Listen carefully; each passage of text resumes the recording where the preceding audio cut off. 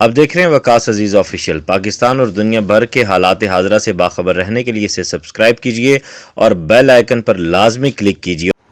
السلام علیکم جی، آپ دیکھ رہے ہیں وقاص عزیز آفیشیل اور میں ہوں وقاص عزیز۔ آج میں بات کروں گا ملک ریاض صاحب نے جو سارا معاملہ ہوا اس کی سیٹلمنٹ کس نے کروائی، وہ کون سی مشہور شوبز کی شخصیت ہے جو سارے معاملے کو کام ڈاؤن کرنے میں پیش رہی۔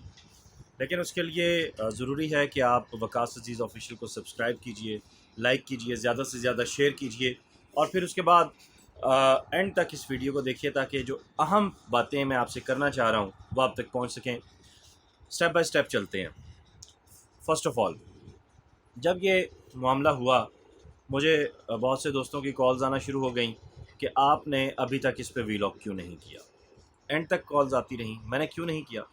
جب تماشا آغاز ہوتا ہے تو دو طرح کے ہمارے سامنے سین آتے ہیں۔ ایک وہ کہ پہلے سین میں ہی ہمیں سمجھ آ جاتی ہے کہ کہانی کہاں سے شروع ہوئی اور کہاں پہ ختم ہوئی، اور دوسرا وہ ہوتا ہے کہ جو ہمیں بتاتا ہے کہ کہانی اینڈ تک ایک سسپینس کی صورت میں چلے گی اور اس کا ڈراپ سین مدتوں یاد رہنے والا ہوگا۔ اس کہانی کا سین بھی وہی ہوا۔ سب سے پہلے آتے ہیں ملک ریاض صاحب کی بیٹی نے جو کیا وہ ٹھیک تھا یا غلط تھا؟ بالکل ٹھیک تھا۔ کیوں؟ اس معاشرے کی ایک غریب مجبور بے بس عورت جب اس کا مرد یہ سب کچھ کر کے آتا ہے تو وہ بولتی نہیں ہے، اگر بولے تو اسے مار کھانا پڑتی ہے۔ اسی طرح اسی معاشرے کی ایک طاقتور یا ایک بدتمیز منہ پھٹ عورت جب وہ یہ سب کچھ کرتی ہے تو اس کا مرد بھی بولنے کے قابل نہیں رہتا، کیونکہ وہ مرد ہے اور اسے معاشرے میں اپنی شناخت کو اور اپنی مردانگی کو بہر صورت بچانا ہے، اور اگر وہ ایسا کر جاتا ہے، خاموشی سے برداشت کرتا رہتا ہے، تو اسے رن مرید بھی کہا جاتا ہے۔ سو یہ معاشرتی ایک برائی ہے، ایک ہمارے معاشرے میں یہ کلنک کا داغ ہے جس کی وجہ سے میں اس معاملے پر نہیں بولا، کیونکہ مجھے سمجھنا تھا، مجھے دیکھنا تھا کہ ہوتا کیا ہے۔ اب آتے ہیں دوسرے پوائنٹ کی طرف، ایکسٹرا میریٹل افیئرز۔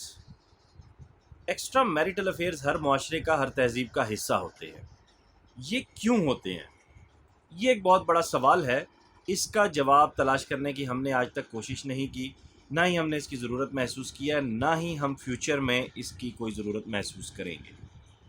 نمبر 3، ملک ریاض میڈیا کو خاموش کرانے میں کامیاب رہے، بااثر آدمی ہے، طاقتور آدمی ہے، اس پہ کوئی شک نہیں ہے۔ ایک چینل کے مالک بھی رہے، ایک چینل کے بلکہ کئی چینلز کے مالک ہوں گے آئندہ آنے والے دنوں میں، یہ بھی بات بالکل درست ہے۔ اب سوال یہ پوچھا گیا کہ سوشل میڈیا پہ بات اتنی زیادہ ہوئی، نیشنل میڈیا پہ کیوں نہیں آ سکی؟ سب سے پہلے تو یہ ہے کہ زبان خلق کو نقارہ خدا سمجھو، آپ کسی کے منہ پر ہاتھ نہیں رکھ سکتے۔ دوسرا، میڈیا مالکان کیوں خاموش رہے؟ اس کا جواب میں آپ کو پیش کر دیتا ہوں۔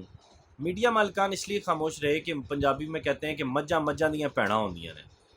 ایک ساہوکار چھوٹے لیول کا ہو یا بڑے لیول کا ہو، وہ ایک بنیا چھوٹا ہو یا بڑا ہو، وہ ایک دوسرے کو سپورٹ ہی کرے گا، ایک دوسرے کے مفادات کے اگینسٹ نہیں جائے گا۔ جہاں بھی ان کے مفادات ٹکرا رہے ہوں گے تو وقتی طور پر اس چیز کو سیٹل ڈاؤن کر لیں گے۔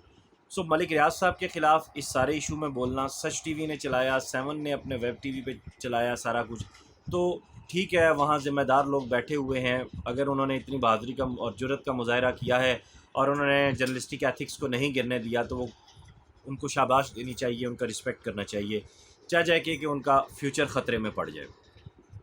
میں سمجھتا ہوں کہ ملک صاحب اتنے ظرف کے آدمی ہیں کہ وہ اپنے مخالفین کی بات زیادہ توجہ سے سنتے ہیں اور انہیں زیادہ احترام دیتے ہیں۔ میں نے ملک ریاض صاحب کو جو فالو کیا، جو ان کی پرسنالٹی کو دیکھا ہے۔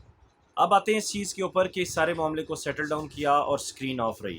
دیکھیں، ملک ریاض صاحب یہ جو کہتے ہیں کہ ان کی جنبش ابرو پہ، یعنی اس پر طاقت کے جو پجاری ہیں، جو طاقت کا توازن برقرار رکھتے ہیں، وہ سارے ادھر سے ادھر ہو جاتے ہیں، جس طرف وہ دیکھتے ہیں اشارہ کرتے ہیں، سارا طاقت کا توازن اس پلڑے میں ہو جاتا ہے، تو اس میں بات غلط نہیں ہے۔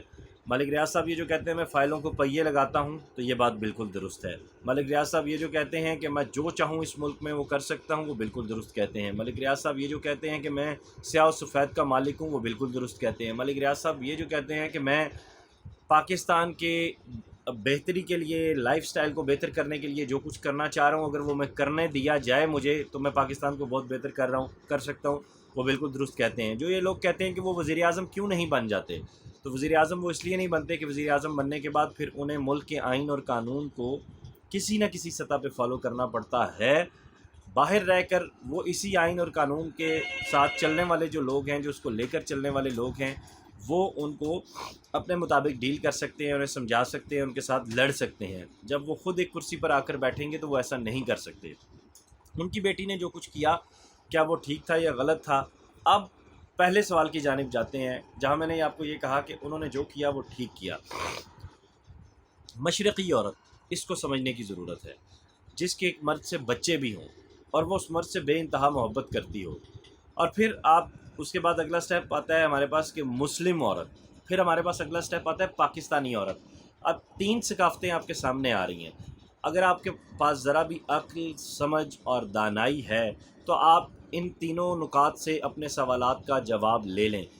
سوال یہاں پیدا ہوتا ہے کہ اس واقعے کا ہمارے معاشرے پر، ہمارے جو مڈل کلاس ہے، لوئر مڈل کلاس ہے، اور جو ہمارا غریب طبقہ ہے، جھگی واس، اس کے اوپر اس کا کیا اثر پڑے گا یا کیا اثر پڑا ہے؟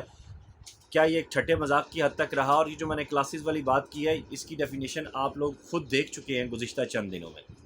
تو ان کلاسز پر اس چیز کا کوئی اثر نہیں پڑے گا، کیونکہ یہ ان کے لیے، جب ایک شخص کو روٹی نہیں مل رہی تو ملک ریاض کی بیٹی کے ساتھ کیا ہوا کیا نہیں ہوا اس کو اس سے کوئی فرق نہیں پڑتا۔ سوشل میڈیا کی ریٹنگ تھی، چند ڈالرز کی بات تھی، چند لائکس کی بات تھی، چند روپوں کی بات تھی، اس لیے ہمارے سوشل میڈیا ولاگرز نے اس غلاظت کو اچھالا، بہت زیادہ اچھالا۔ میں اسی لیے چند ٹکوں کی خاطر، چند روپوں کی خاطر اس میں نے اپنا پیر نہیں مارا۔ یہ میری پرسنل، میری جو تربیت ہے خاندانی، اور میرے رگوں میں جو لہو دوڑ رہا ہے، یہ اس کی تہذیب کے منافی تھا۔ بطور شاعر یہ میری ایتھکس کے خلاف تھا، میری کوڈ آف ایتھکس کے خلاف تھا کہ میں اس معاملے کو، جو کسی کا بھی پرسنل ہے، اس کو اچھالوں۔ میڈیا پہ آ چکا ہے، بات پھیل چکی ہے، پرسنل نہیں رہا، یہ بات غلط ہے، یہ ہماری غلط سوچ ہے، اس کو ختم کرنے کی ضرورت ہے۔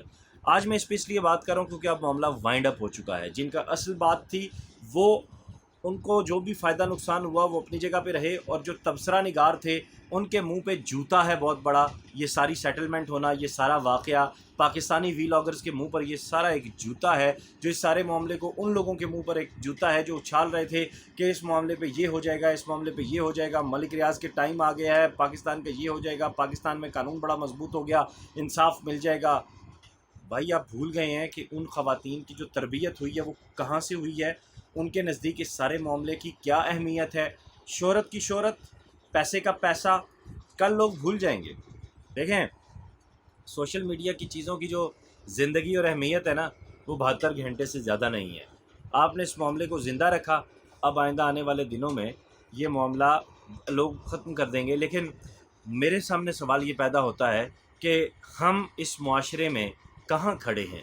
یہ گلا سڑا، تعفن زدہ معاشرہ، یہ اس کے منہ پر جوتا ہے۔ چھوٹے چھوٹے لیول پہ، چھوٹی چھوٹی جگہوں پہ جب یہ اتنا کچھ ہو رہا ہے تو ملک ریاض اور وہ تو بہت بڑا لیول ہے۔ کس نے یہ صلح کروائی ہے؟ پنجاب کی کون سی اہم شخصیت تھی؟ میں اب اس کی جانب آتا ہوں۔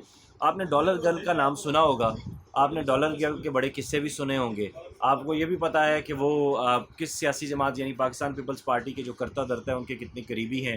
آپ کو یہ بھی پتہ ہے کہ اڈیالہ کی انہوں نے بڑی سیریں کی ہیں، اور آپ کو یہ بھی پتہ ہے کہ زرداری صاحب کے، ملک صاحب کے ساتھ کیسے تعلقات ہیں، اور کراچی میں، سندھ میں جو بیریا ٹاؤن کے معاملات ہیں وہ کہاں پہ کیسے کیسے سپورٹ کیا گیا، یہ سب چیزیں آپ کے سامنے ہیں۔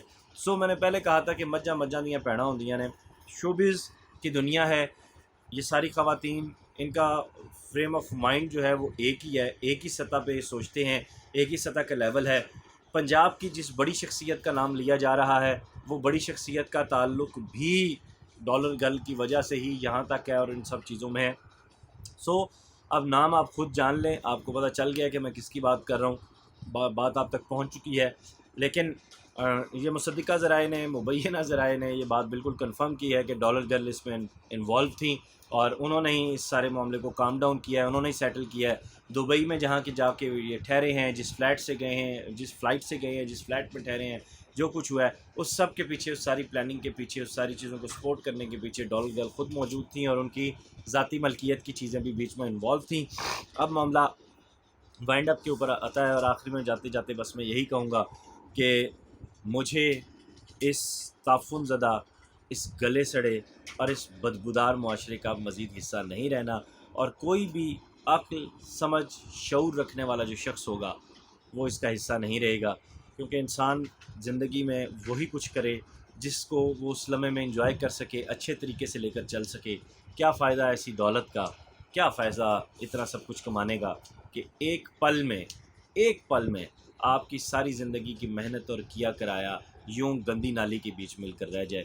اتنا کمائیے جتنا آپ کھا سکیں، پہن سکیں، اپنے بیوی بچوں دوستوں کے ساتھ اچھے طریقے سے زندگی گزار سکیں، لائف میں اپنی بیسٹ پارٹیسپیشن کر کے جائیں۔ اگر آپ ایسا کر سکتے ہیں تو یقیناً آپ ایک کامیاب انسان ہیں۔ بڑے خواب دیکھنا جرم نہیں ہے، ان کی تعبیر حاصل کر لینا جرم نہیں ہے، ان کی تعبیر حاصل کر کے ان میں بددیانتی کرنا، ان میں خیانت کرنا جرم ہے۔ اپنا خیال رکھیے گا۔ خدا حافظ۔ اب دیکھ رہے ہیں وقاص عزیز آفیشیل۔ پاکستان اور دنیا بھر کے حالات حاضرہ سے باخبر رہنے کے لیے اسے سبسکرائب کیجئے اور بیل آئیکن پر لازمی کلک کیجئے۔